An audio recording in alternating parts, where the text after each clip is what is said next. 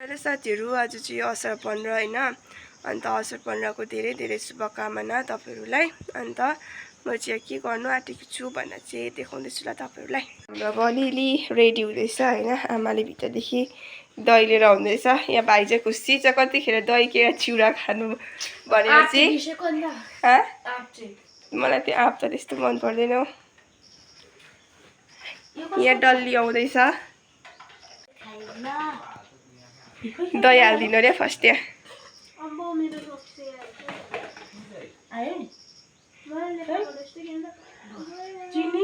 चिनी मैले हालिदिएको छु। ओइ मजाले मुस यहाँ बसेर।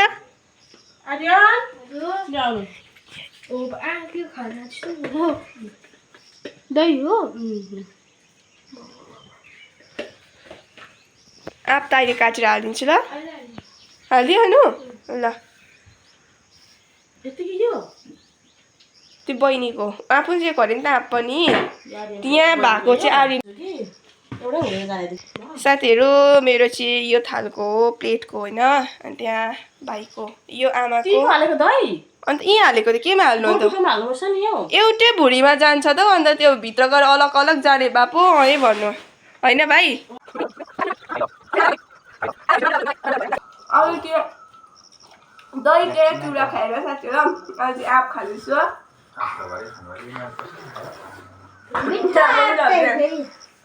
तिमीहरूको लाद्रो चाहिँ कत्रो छ अलिअलि खाँदैनौ त आँपहरू पनि त्यति नै। हामी त दुईटा केराले मान्छे हेर्दा मात्रै लुजे नि त। भुँडी त ठुलो छ नि त।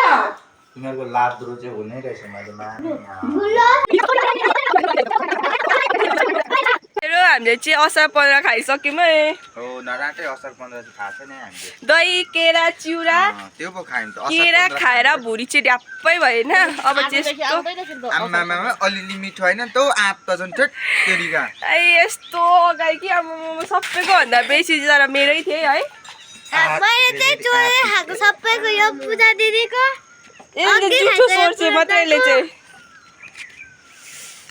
अब चाहिँ के काम छ भन्दा चाहिँ यहाँ अब भाडा के सामा कहाँ छ त्यत्रो टाढा त कहाँ देख्छ र। ड्याप्पै भएन साथीहरू। अब त्यस्तो सुतुम भयो नि।